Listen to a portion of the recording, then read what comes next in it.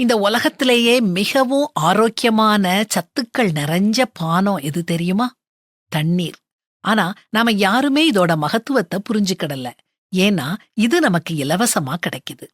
மிகச்சிறந்த air condition எது தெரியுமா? ஏதோ ஒரு கம்பெனி பேரை சொல்ல போறேன்னு நினைக்கிறீங்களா? இல்ல, சுத்தமான காற்று தான். இத நம்ம காசு கொடுத்து வாங்க வேண்டியது இல்லங்கறதுனால நாம இத ஒரு பொருட்டா எடுத்துக்கிடுறது இல்ல. நமக்கு கிடைச்ச மிகப்பெரிய மூலதனம் நேரம். அது நமக்கு இலவசமா கிடைக்கிறதுனால நாம நேரத்தை வீணாக்குறோம். உடலுக்கு ஆரோக்கியத்தை கொடுக்கும் மிகச்சிறந்த இளைப்பாறுதல் தூக்கம். ஆனா நாம எதையோ தேடி அலைறோம். தூக்கத்தை பணம் இல்லாம பெறுறதுனால அதோட மதிப்பு நமக்கு தெரியறது இல்ல. நாம மத்தவங்களோட பகிர்ந்துக்கிடும் மிக அழகான விஷயம் என்ன தெரியுமா?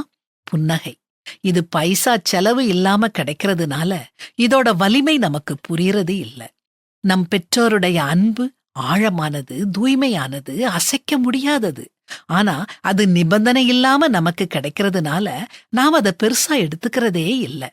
இப்படி மிகச்சிறந்த, உன்னதமான, மகத்துவமான விஷயங்கள் எல்லாத்தையும் நாம அலட்சியம் பண்றோம். அதுக்கு ஒரே காரணம், இவை எல்லாமே இலவசமா நமக்கு கிடைக்குது. எந்த பொருளுக்கெல்லாம் விலைப்பட்டியல் தொங்கவிடப்பட்டிருக்குதோ அதுக்கு தான் இந்த உலகம் மதிப்பு கொடுக்குது.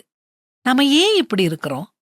நம்ம படைச்ச கடவுளும் நம்மகிட்ட எந்த எதிர்பார்ப்பும் இல்லாம எத்தனையோ விஷயங்களை கொடுக்கறாரு.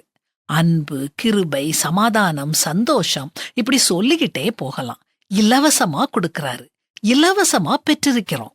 நன்மையான எந்த ஈவும், பூரணமான எந்த வரமும் பரத்திலிருந்து உண்டாகி சோதிகளின் பிதாவினிடத்திலிருந்து இறங்கி வருகிறது.